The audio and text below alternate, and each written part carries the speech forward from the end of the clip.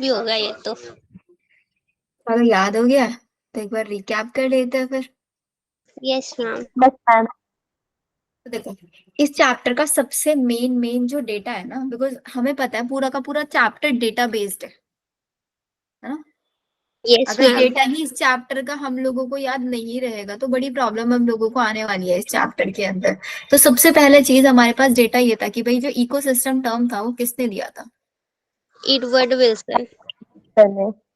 Bird Wilson ने। जितने भी बच्चे क्लास में हर कोई आंसर करेगा।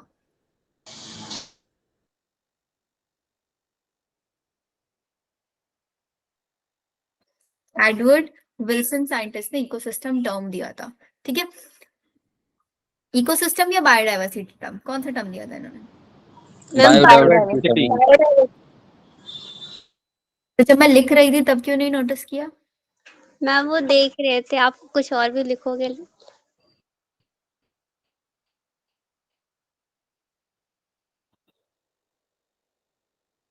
मैम आपने जानबूझ के लिखा या फिर ऐसी। जानबूझ के लगा, हमारा ध्यान है या नहीं है। ठीक है, फिर इन्होंने देखा कि बायोडाइवर्सिटी तीन टाइप की हो सकती है, alpha diversity, beta diversity, gamma diversity.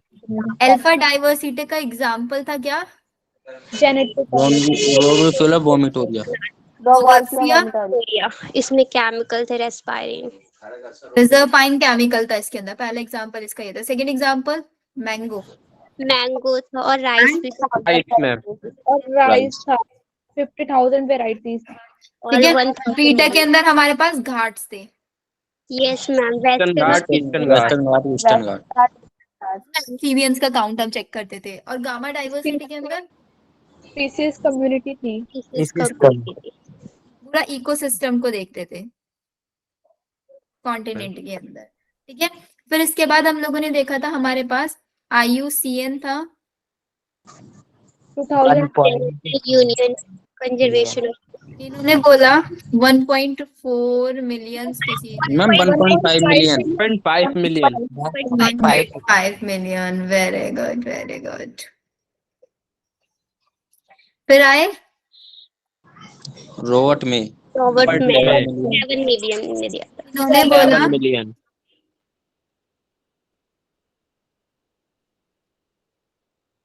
क्या बोला इन्होंने। 7 मिलियन। 7 मिलियन 7 स्पीसीज में मिलियन। मोर देन 70% एनिमल है और 22% प्लांट। उसमें से 70% में 70% इंसेक्ट है। शांति शांति शांति बनाए रखे।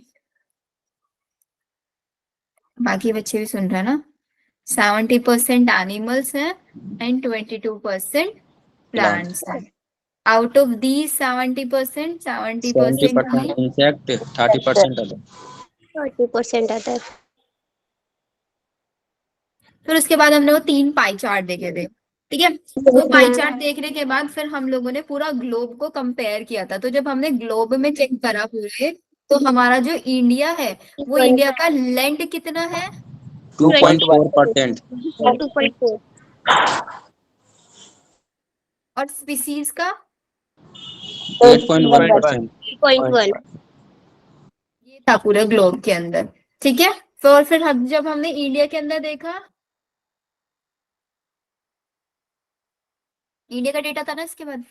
Yes yes ma'am. Ma'am. Ma'am इसके बाद 2.1 लैंड था और 8.1 स्पीसीज। 55,000 species of plants. इसमें से 45,000 प्लांट्स से 1 लाख हमारे। वही पूरा का पूरा काउंट जो है वो हम लोगों को यहाँ पे याद हो गया था। ठीक है, हम लोगों ने यहाँ तक ये चीजें देख लिया था कि भाई स्पीसीज क्या क्या है। देन उसके बाद हम लोगों ने स्पीसीज का पैटर्न देखा था। तो पैटर्न में हम लोगों ने एल्टीट्यूड देखा था और स्पीसीज एरिया रिलेशनशिप देखा था। स्पीसीज एरिया रिलेशनशिप किसने दिया था ये। Alex von Alexander von Humboldt scientist ने इसको दिया था। ठीक है, पैटर्न देख लिया हमने बायोडाइवर्सिटी का। फिर हमने देखा कितनी बायोडाइवर्सिटी हमारी एक्सटिंक्ट हो रही है, एक्सटिंक्ट क्यों हो रही है, उसका रीजन हमने देखा था। फिर बात आई थी कि भाई हम इनको कंजर्व करेंगे। अब हमें सीखना है कि भाई हम इनको कंजर्व क्यों करेंगे। Why we need to conserve them? Ma'am एक और भी तो था इसमें, लैंगिट्यूडनल ग्रेडियंट भी तो है क्या? ये ना एल्टीट्यूडनल वाला। अच्छा एल्टीट्यूडनल, ठीक है।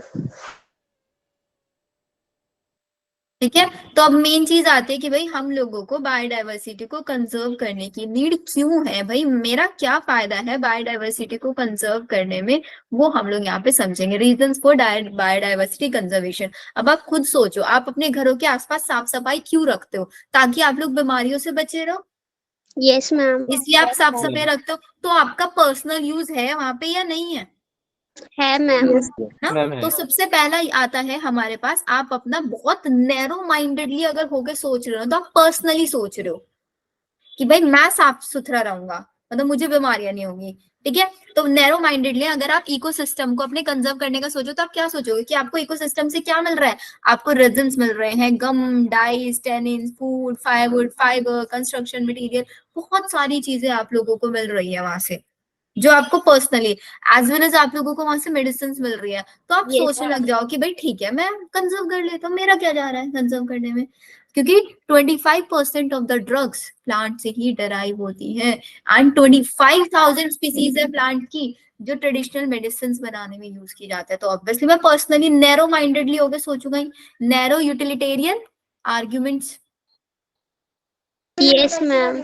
अब चलो हमने नैरो माइंडेडली होकर सोच लिया कि भाई मैं साफ सफाई क्यों कर रहा हूँ, अब मैं सोचू कि भाई मेरे आसपास के लोग भी तो साफ सुथरे रहेंगे ना, फिर मेरे फैमिली मेंबर्स, मेरी कॉलोनी वो भी साफ सुथरी रहेगी, उनको भी बीमारियां नहीं होंगी। तो आपने थोड़ा क्या करा, ब्रॉडली होकर सोचना शुरू कर दिया कि अगर मैं अपने आसपास सफाई रखूंगा तो किसी दूसरा इंडिविजुअल मुझे देख के अपने आसपास सफाई रखेगा, तो धीरे धीरे मेरी पूरी लोकेलिटी चेंज हो जाएगी।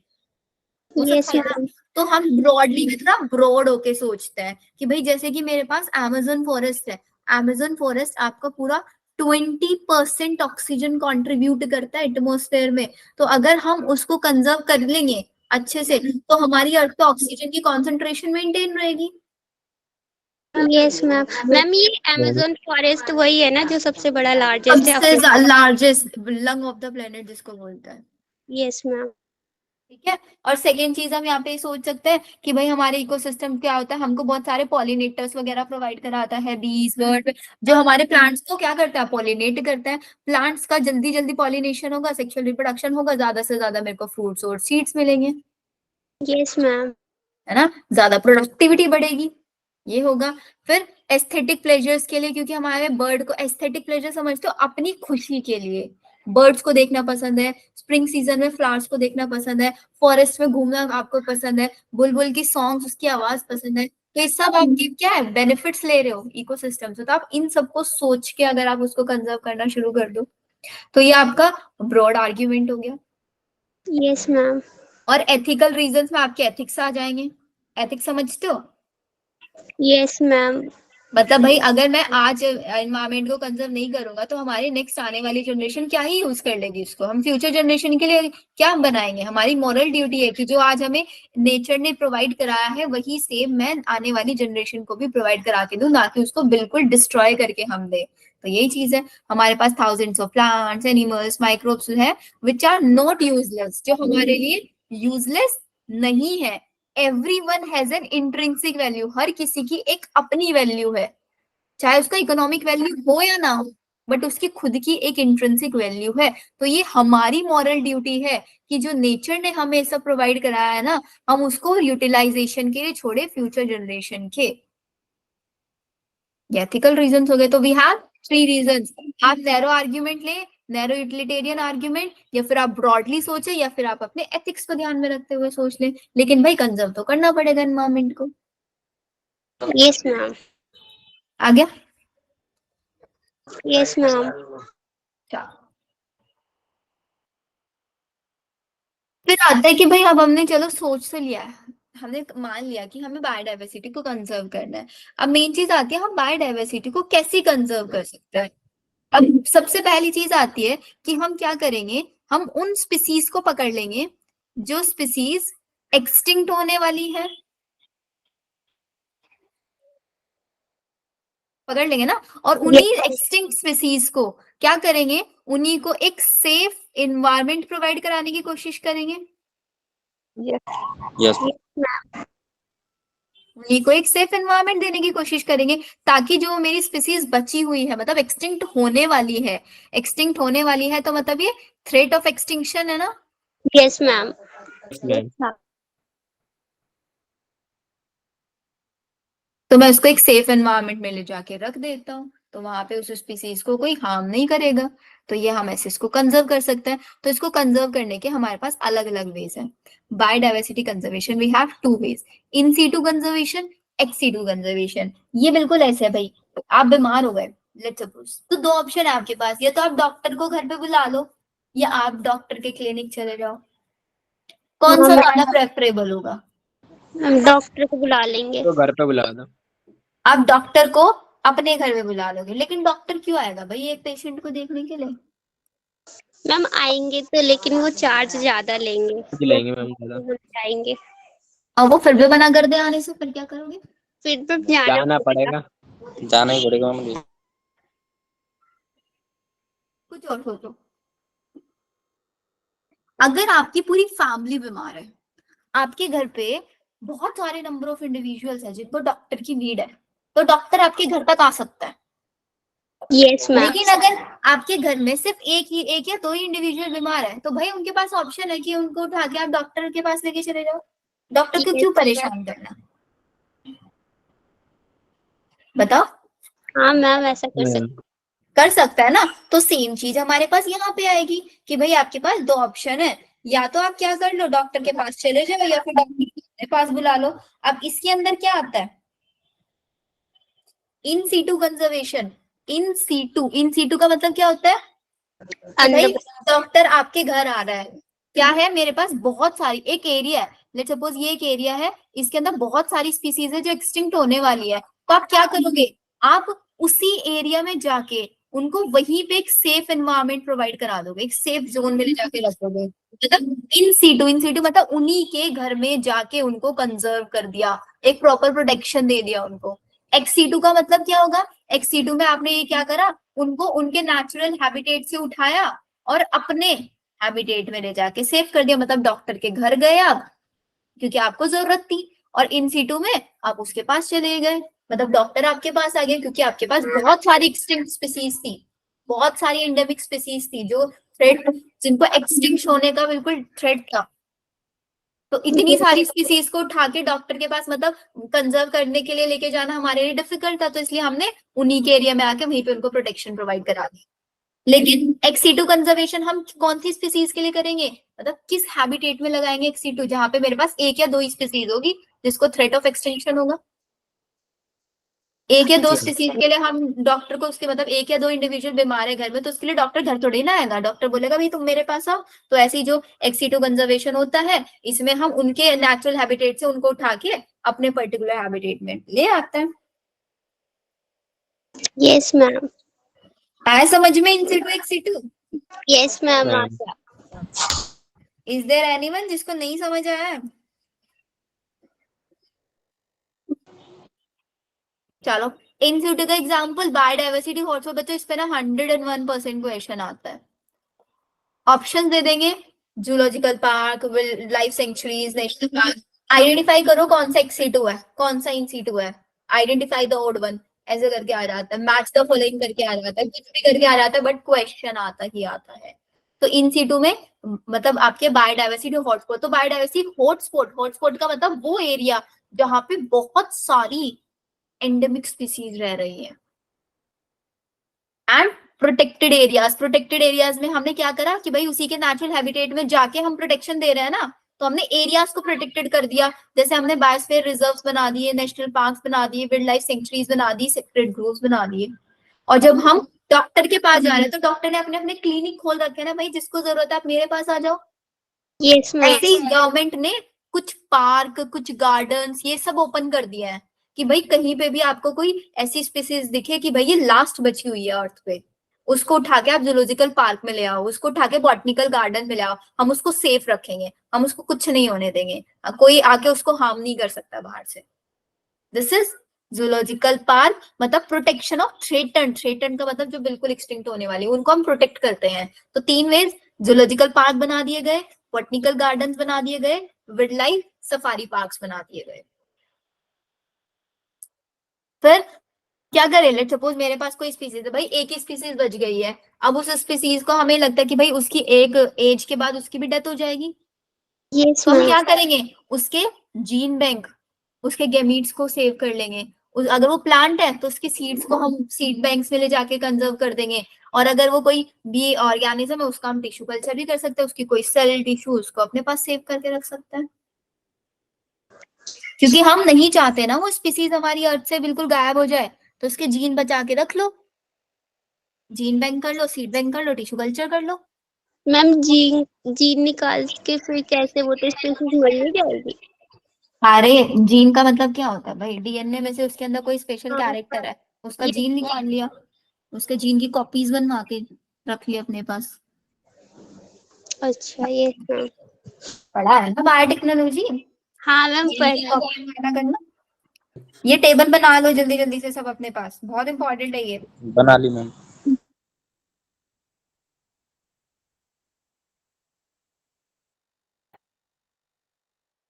करो करो जल्दी से।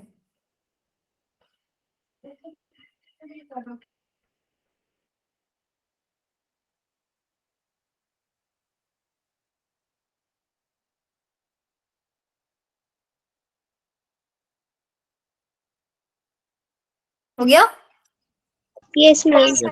Yes, ma'am.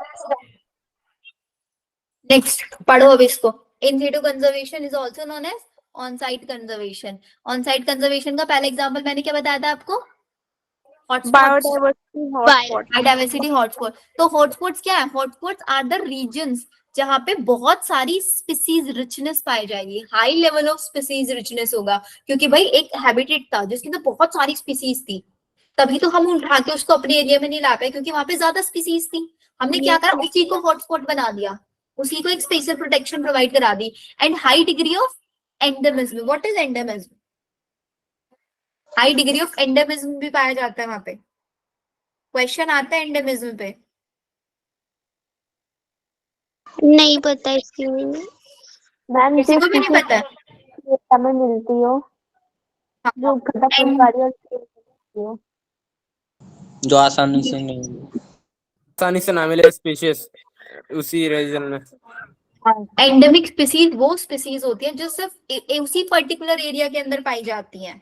मतलब मैंने बोल दिया कि भाई मनीषा है, ठीक है, मनीषा सिर्फ और सिर्फ मेरी क्लास में आती है B02 में, इसके अलावा मनीषा कहीं और नहीं रहती, किसी और क्लास में नहीं जाती, यस मैम। है ना। तो मनीषा क्या हो गई, मनीषा मेरी क्लास के लिए एक एंडेमिज्म हो गई। ऐसे ही मेरे पास लेट सपोज एक अलग टाइप का फ्रॉग है जो सिर्फ इसी पर्टिकुलर हैबिटेट में पाया जाता है, इस हॉटस्पॉट में। मतलब इस बायोडाइवर्सिटी हॉटस्पॉट में ऐसी ऐसी स्पीसीज पाई जाएंगी जो पूरे वर्ल्ड में, पूरे इंडिया में कहीं नहीं पाई जाती, बिल्कुल यूनिक स्पीसीज यहाँ पे पाई जाएंगी। Yes ma'am. समझ आया? यस मैम आ गया।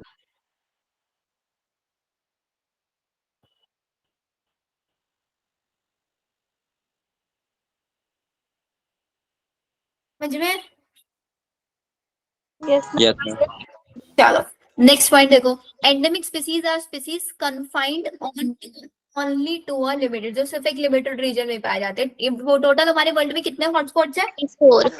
34 हॉटस्पॉट्स हैं। इंडिया के अंदर 3 हॉटस्पॉट्स है, याद रखना, इसके ऊपर बहुत क्वेश्चन आता है। Western Ghat, Sri Lanka, Indo Burma and Himalayas. Indo Burma Himalayas एक है।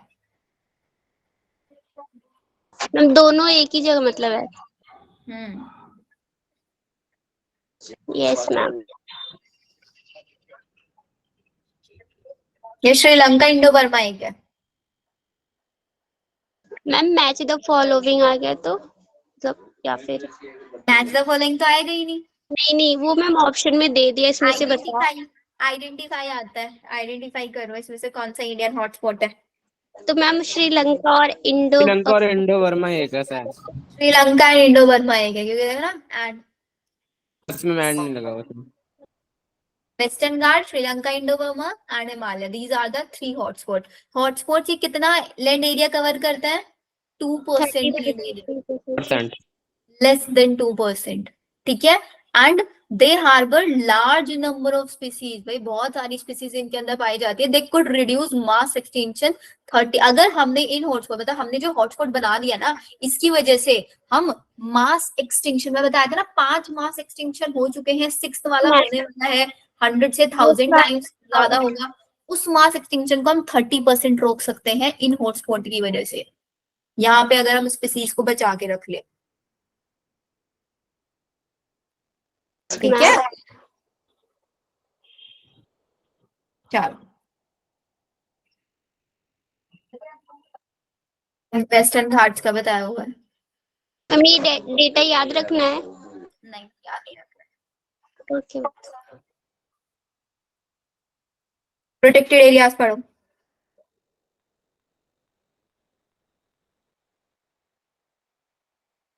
इंडिया के अंदर कितने बायोस्फीयर रिजर्व्स है, क्वेश्चन आता है। 14, they have 90 national parks, 448 wildlife centuries, और पहला नेशनल पार्क है जिम कॉर्बेट नेशनल पार्क। इसके ऊपर बहुत क्वेश्चन आता है, कहाँ पे है gym Corbett national park? India. Nainital. Nainital Uttarakhand में। इंडिया में नैनीताल में है। और ये नेशनल पार्क फेमस है किसके लिए? टाइगर्स के लिए। ये पहला नेशनल पार्क है जो बना है। मैम जो आपने इसकी टाइगर की 3 सब स्पीसीज बताई थी, कैशपेनिया और बाल में बोल रही, कैशपेनिया वाला, वो इसी के लिए, मतलब इसमें शेप रहते हैं वो। सेफ रहते हैं इसमें, टाइगर की ऑलमोस्ट सारी स्पीसीज पाई जा सकती है। टाइगर के लिए और भी है, जैसे टाइगर के लिए एक आपका हजारीबाग नेशनल पार्क है जो कि आपका झारखंड में पाया जाता है। हाँ, टाइगर के लिए एमपी में है एक कान्हा नेशनल पार्क।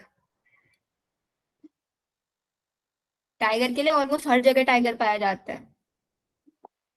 कर्नाटका में है बंदीपुर नेशनल पार्क, ये याद रखना। Jim Corbett national park Nainital में, फेमस फॉर टाइगर। ठीक है, फिर we have Ramsar sites. Ramsar sites का मतलब क्या है? रामसार साइट क्या करते थे? दीज आर द वेटलैंड्स जिनको हम कंसीडर किया दे रहा है to be of international importance, मतलब इंटरनेशनल इंपॉर्टेंस इनको दिया जाता था रामसर साइट्स को। रामसर कन्वेंशन कब हुआ था?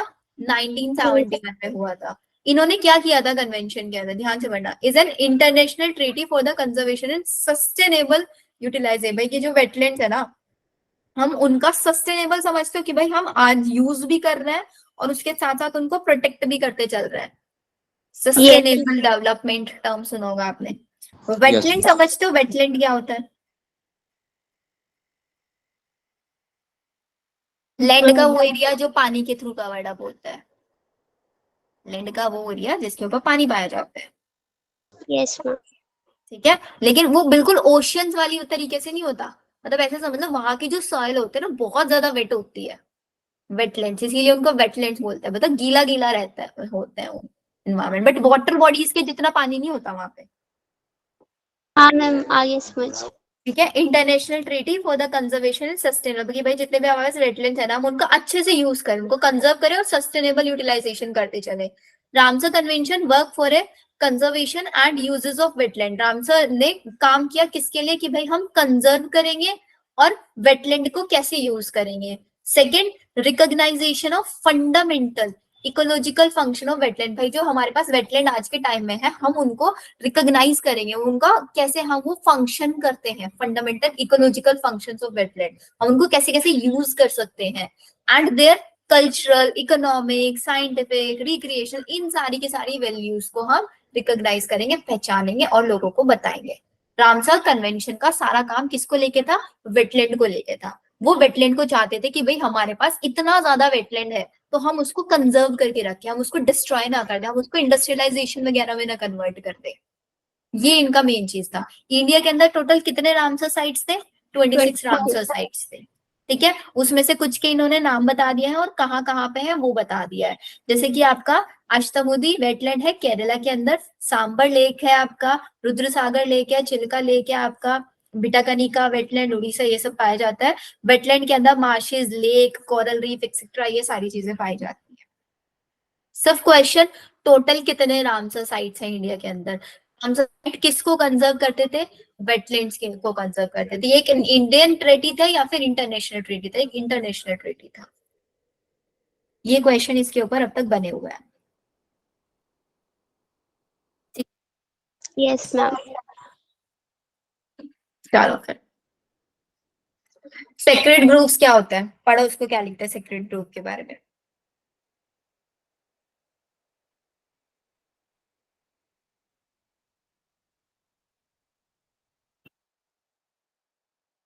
Are the forest patches side aside for worship. Worship का मतलब क्या होता है? वर्शिप, पूजा पाठ। पूजा। मैम पूजा पाठ। मैम तो इन्होंने क्या करा, forest patches set aside for worship, क्या मतलब हुआ इस लाइन का? भाई इन्होंने ना, कर दिया वर्कशिप में मैम। हाँ इन्होंने क्या करा भाई, कुछ एरिया को इसलिए छोड़ दिया कि भाई ये एरिया सिर्फ और सिर्फ भगवान के रिस्पेक्ट के लिए छोड़ दिया, कि भाई ये एरिया ऐसा है जिसको हम यूज नहीं करेंगे। उस एरिया को सिर्फ और सिर्फ यूज कौन कर सकता है? ट्राइबल पीपल्स जो सब पूजा पाठ। ट्राइबल पीपल्स उसको प्रोटेक्ट करेंगे। जैसे कि लेट्स सपोज आपके दिल्ली है, मान के चलते हैं दिल्ली के अंदर कोई एक ऐसा एरिया है, फॉरेस्ट है, जो बहुत अच्छा माना जाता है, वहां की एयर एकदम प्योर मानी जाती है, सारी चीजें वहां की बहुत प्योर मानी जाती है। तो आप क्या करोगे, उस एरिया को बिल्कुल एज इट इज छोड़ दोगे, उसके अंदर कोई चेंजेस नहीं करोगे, कोई फाउंटेन वगैरह कुछ नहीं करोगे, मैन मेड एक्टिविटीज बिल्कुल हटा दोगे वहां पे। तो आपने क्या करा, उस एरिया को जैसा नेचर ने उसको बनाया है बिल्कुल एज इट इज आपने उसको छोड़ दिया है। हमने यस उसको गॉड ने बनाया है, गॉड की रिस्पेक्ट में हमने उसको छोड़ दिया है। उस एरिया को प्रोटेक्ट कौन करता है? उसी एरिया के ट्राइबल पीपल्स, लोकल लोग। All the trees and wild life within are given total protection by tribal people. Tribal people की उस एरिया को प्रोटेक्ट करके चलते हैं। Yes ma'am. ठीक है। Large number of rare and threatened plant, in region के अंदर बहुत सारे ऐसे रेयर प्लांट, रेयर एनिमल्स पाए जा सकते हैं जो खतरा है, जिनका डेंजर में है एक्सटिंक्ट होने के। कुछ सेक्रेट ग्रुप आपके बताए गए हैं, इसके ऊपर भी क्वेश्चन आता है। खासी एंड जैंतिया हिल्स है आपका मेघालय में, मैच द फॉलोइंग में बहुत क्वेश्चन है। वेस्टर्न घाट रीजन है कर्नाटका महाराष्ट्र का। अरावली हिल्स ऑफ राजस्थान, ये तो बहुत ही ज्यादा इंपॉर्टेंट है। अरावली हिल पे तो बहुत क्वेश्चन आते हैं राजस्थान के। आपका सरगुजा, चंडा, बस्तर एरियाज ऑफ मध्य प्रदेश, ये सेक्रेट ग्रुप्स है, मतलब वहां के लोकल एरियाज ही अपने इन जगहों को प्रोटेक्ट करके चलता है, क्योंकि इन एरियाज के अंदर ऐसे ऐसे प्लांट पाए जाते हैं जो इंडिया में कहीं और नहीं पाए जाते।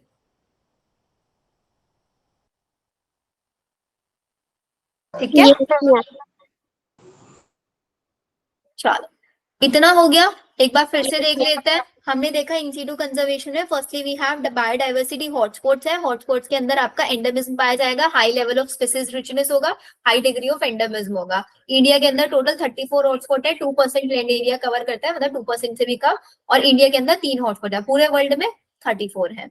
Then we have protected area, जिसके अंदर 14 biosphere reserves, 90 national parks and 448 wildlife sanctuaries पाई जाती है। अब जरा ये आपका जो ये ना बायोस्फीयर रिजर्व, इस बायोस्फीयर रिजर्व के बारे में थोड़ा सा देख लो,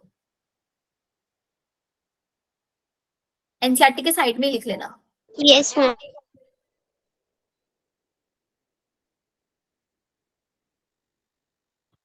इसके ऊपर वैसे एनसीईआरटी ने नहीं दिया हुआ है ये, बट पीवाईक्यू में क्वेश्चन आया हुआ है। बायोस्फीयर रिजर्व्स को 1975 में एक नाम दिया गया था, मैप। मैप का मतलब होता है मैन एंड बायोस्फीयर, मतलब बायोस्फीयर रिजर्व। बायो का मतलब क्या होता है? Living organism. स्फीयर एक एरिया, मतलब एक एरिया में रहने वाली लिविंग ऑर्गेनिज्म को हमें रिजर्व करके रखना है। तो क्या कर दिया ना इन्होंने, बायोस्फीयर रिजर्व के अंदर 3 एरियाज बना दिए। ठीक है, अब उसको मैं आपको एक एग्जांपल लेके भी समझाऊंगी, बट एक बार ऐसे समझ लो। 3 एरियाज उसके अंदर कर दिया, जैसे मेरे पास ये पूरा का पूरा बायोस्फीयर रिजर्व है, इसके अंदर जोन्स बना दिया है। मैम 6 बजे वाली क्लास का लिंक क्यों आया है ग्रुप पर? बेटा 6 बजे वाली क्लास का कौन सा आ गया है?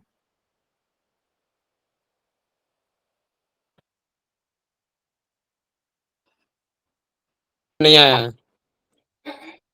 ऐसे नहीं देखो अलग अलग जोन्स बना दिए गए हैं। सबसे बाहर वाला जोन है ट्रांजिशन जोन, सेकंड वाला है बफर जोन, और सबसे एंड है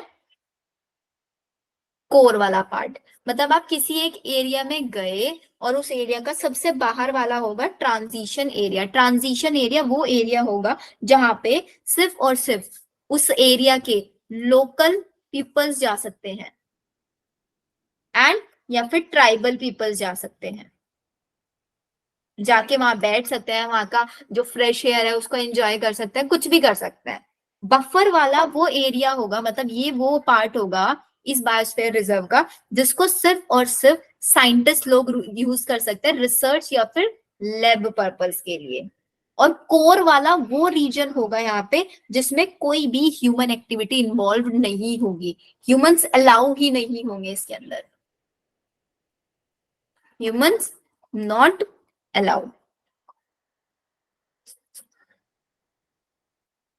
ये तीन एरियाज होता है, transition zone, buffer zone and core zone.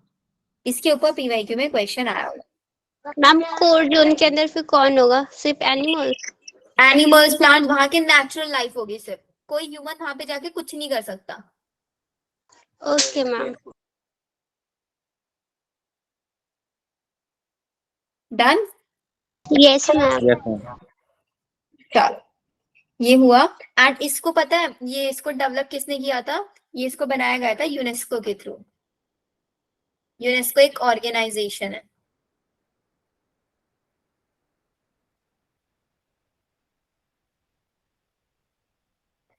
Done ma'am.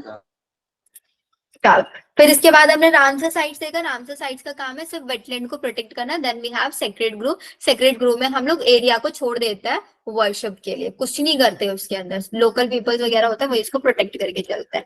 Then we have ex situ conservation. Ex situ conserve में हम क्या कर रहे हैं, डॉक्टर के पास जा रहे हैं, मतलब जो एंडेमिक स्पीसीज है मेरे पास उन एंडेमिक स्पीसीज को कहाँ लेके जा रहे हैं, अपने एरिया में लेके आ रहे हैं ताकि हम उनकी अच्छे से केयर कर पाए।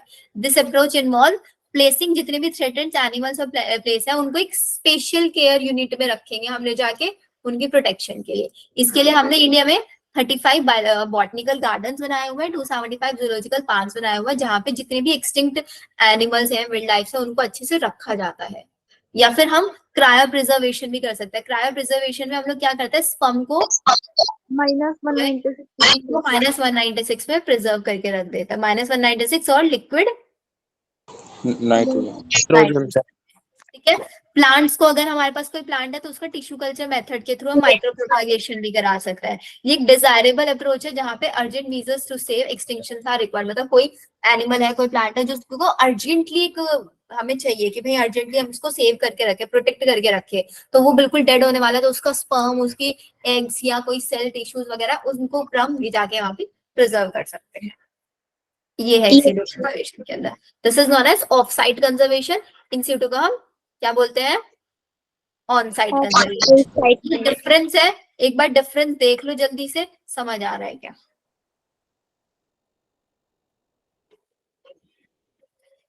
बोर्ड एग्जाम्स में आ जाता है डिफरेंस।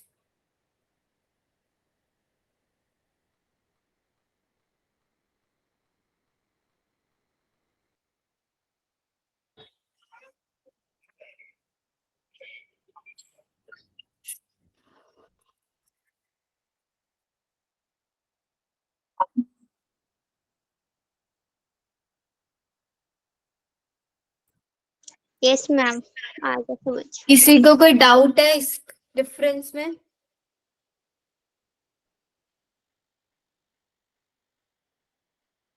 बोलो बोलो जल्दी से।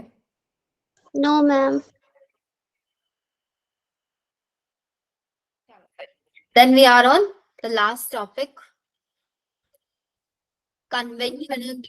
डाइवर्सिटी के ऊपर कौन कौन से रूल्स बनाएगा, सिर्फ डायरेक्ट 2 क्वेश्चन आता है। एक हुआ था हमारे पास अर्थ समिट, एक हुआ था हमारे पास वर्ल्ड समिट। अर्थ समिट कहाँ हुआ था, रियो डी जेनेरो में हुआ था, 1992 में हुआ था। वर्ल्ड समिट कहाँ हुआ था, जोहान्सबर्ग साउथ अफ्रीका में हुआ था, 2002 में हुआ था, जिसके अंदर 190 कंट्रीज, 190 कंट्रीज ने आपस में मिलकर प्लेज मतलब एक प्रॉमिस किया था कि हम अपनी बायोडाइवर्सिटी को क्या करेंगे, रिड्यूस नहीं होने देंगे। अर्थ समिट, वर्ल्ड समिट कब हुआ था, डायरेक्ट क्वेश्चन आते हैं। फिर इसके बाद एक क्वेश्चन आता है bio diversity act of India इसको पार्लियामेंट ने पास किया गया था कब? 2002 के अंदर, biodiversity act of India pass by parliament in 2002। Rio de Janeiro पता है कहाँ पे है? ब्राजील में। लिख लेना इसके ऊपर। मैम एनसीईआरटी पे नहीं दिया ये कंजर्वेशन ऑफ बायोडाइवर्सिटी। दिया हुआ है, एंड में होगा। दिया तो है नीचे की साइड एक्स2 के नीचे मैम एंड में तो दे रखा। कंजर्वेशन है। एक्स2 कंजर्वेशन के नीचे वाला पैराग्राफ है ना, वही है। अच्छा हाँ मिल गया। Yes ma'am.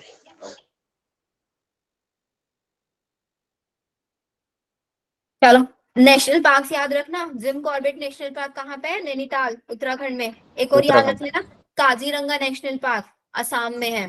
Kaziranga national park Assam के अंदर है। Yes ma'am. याद रख लेना, ठीक है। चलो चैप्टर फिनिश। अब जल्दी से इस चैप्टर की एक समरी बना दे। Yes ma'am.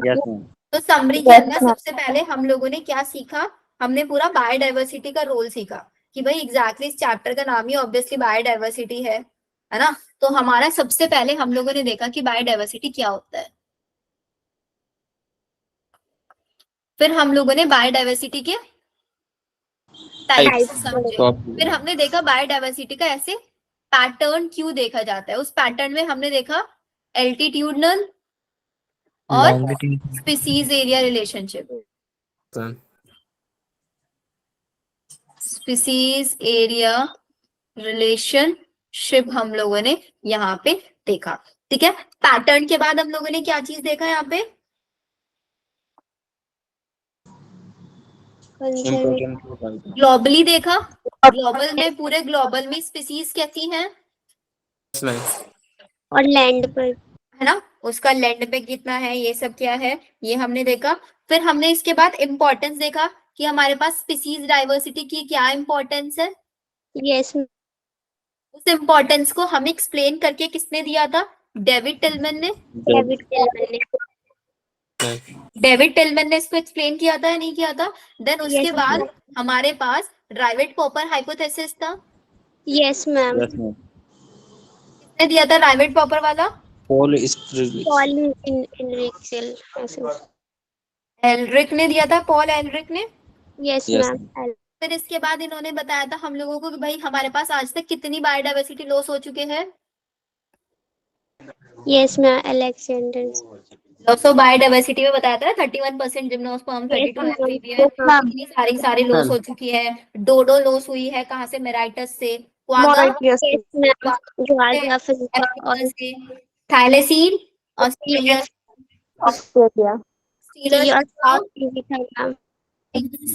से थी रशिया से।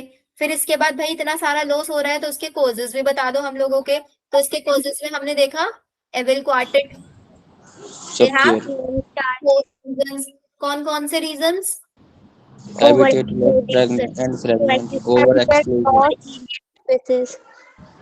Over exploitation, alien species invasion. फिर इसके बाद भाई इतने कॉजेस हो रहे हैं तो हम लोगों के पास रीजंस भी होने चाहिए इनको प्रोटेक्ट करने के। Yes ma'am. हम इनको क्यों कंजर्व करके चले? Reasons for conservation. And reasons के बाद हमने देखा फिर हाउ टू कंजर्व।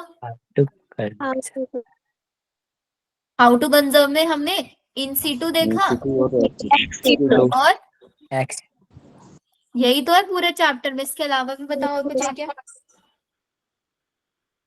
नहीं है ना? नहीं मैम। चलो अब जरा कुछ क्वेश्चंस प्रैक्टिस कर लेते हैं फिर। Ready? Yes ma'am. Yes ma'am. करो क्वेश्चन। फर्स्ट क्वेश्चन 2019 में आया हुआ है। चिल्ला के कोई आंसर नहीं देगा, सब 4 सेक्शन में आंसर देंगे।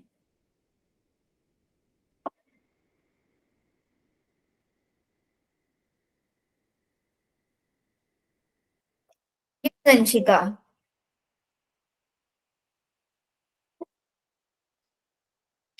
Western Ghats have a large number of plants and animal species that are not found anywhere else. कहीं और नहीं पाई जाती वो, तो ऐसी स्पीसीज को हम कैसी स्पीसीज मानेंगे? Endemic.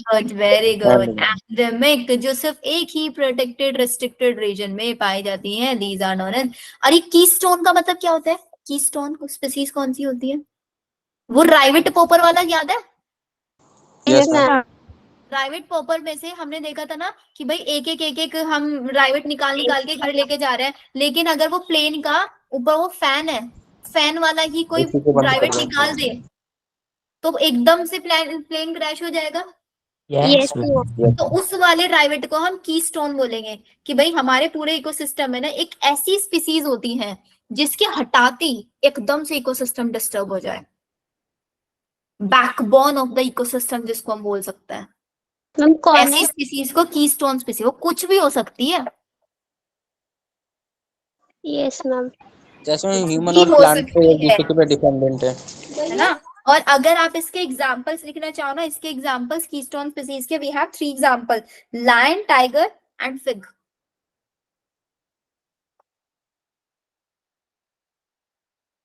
अगर आपने किसी भी इकोसिस्टम से इनको हटा दिया तो आपका इकोसिस्टम डिस्टर्ब। बेटा पिग नहीं, fig. Yes ma'am. Backbone of ecosystem बोलते हैं क्योंकि बहुत कम नंबर में होती है और ये बैलेंस बना के रखती है इकोसिस्टम में। Why we call it keystone? Less in number and the maintain a balance. Vulnerable, कम नंबर में, थ्रेटन्ड, एक्सटिंक्ट होने वाली है। Yes ma'am. Next question.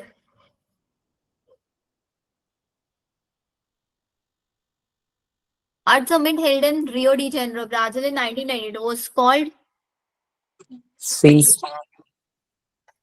Conservation of Biodiversity and Sustainable Utilization of its Benefit. CFC के लिए नहीं हुआ था, CO2 emission के लिए नहीं हुआ था, native species are endangered, I think C is the correct. Agree? Yes Next, ma'am. Ma'am auto question. Which one of the following is not a method of in situ conservation of biodiversity? Ma'am एक botanical का botanical तो है ना, not पूछा है. Not. Not में botanical garden आता है उसमें। Botanical garden ही तो आता species है। में। Ma'am. अच्छा C2 पूछा था. In situ. Yes ma'am. Done? Yes ma'am. Ma'am Next. In which of the following both pairs have correct combination?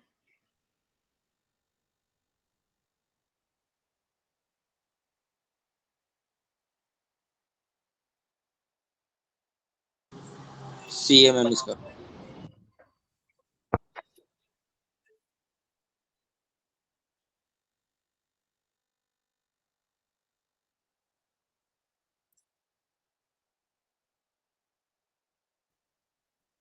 हाँ मैम C है. In situ national park, ex situ botanical garden.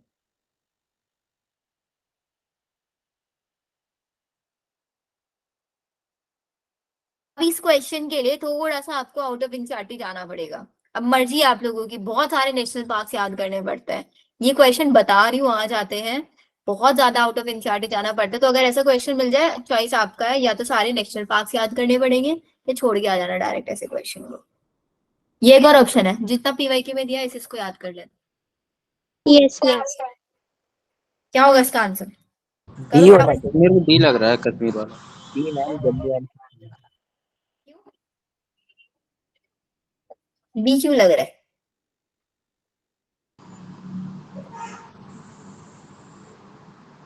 ये ना करना।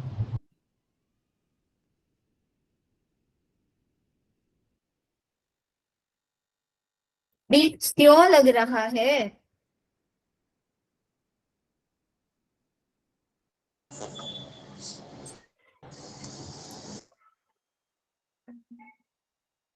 Ma'am B. Ma'am B है या फिर D है? बहुत गर्व नेशनल का B हो मैम, बहुत पता नहीं, आप लोग फाइंड करना, पता स्क्रीनशॉट ले लो, स्क्रीनशॉट ले लो इसका। नहीं. मैंने भी नहीं याद किए वो सारे national park. Which of the Yes. Following national park is home to famous musk deer या फिर हैंगुल? मैम हैंग्यू मतलब बता दो. एनिमल का नाम बेटा, क्या मैम? एनिमल का नाम है, एनिमल। अच्छा. एक वाइल्ड लाइफ सेंचुरी है जो कि एलिफेंट के लिए फेमस है, पेरियर। मैम वो तो अरुणाचल प्रदेश है फिर इसका तो। Periyar wild life sanctuary Kerala में है, अरुणाचल, यस मैम, केरल में ही ये अरुणाचल एलिफेंट प्रदेश। के लिए फेमस है। यस मैम, ठीक यस है, मैम। सी हो डन। जाएगा मैम अब इसका। इसके और क्वेश्चंस आप लोग, ये लिंक है, मैंने यहाँ पे लिंक दिया हुआ है, आप लोगों के पास भी है ये लिंक। डायरेक्ट गूगल पे जाना, टाइप करना link tree Shivani underscore bio, वहां पे आपको क्या मिल जाएगा, मेरा एमटीजी का बुक मिल जाएगा। वहां से सारे क्वेश्चन प्रैक्टिस कर लेना। कुछ क्वेश्चन होंगे जो आपको आउट ऑफ एनसीईआरटी दिखेंगे, उन आउट ऑफ एनसीईआरटी वाले क्वेश्चन को चॉइस आपका है, यूज करना चाहेगा तो कर देना, बिकॉज पहले आउट ऑफ एनसीईआरटी आते थे, अब नहीं आते हैं। Yes ma'am. पहले बहुत क्वेश्चन पूछते थे ये, अलग अलग ma'am national bio park. Process. Ma'am जैसे कि हमारा सिलेबस रिड्यूस हुआ है तो मैम जैसे कि नंबर ऑफ क्वेश्चन चैप्टर्स में बढ़ जाएंगे ना। नंबर ऑफ क्वेश्चन और कीबोर्ड की एग्जाम आइडिया डेटशीट आ वाला गई। बुक है ना, एग्जाम आइडिया वाला बुक है आप लोगों के पास, एग्जाम आइडिया वाले बुक में से इसके क्वेश्चंस भी पढ़ लेना। Yes ma'am. Okay, ma'am.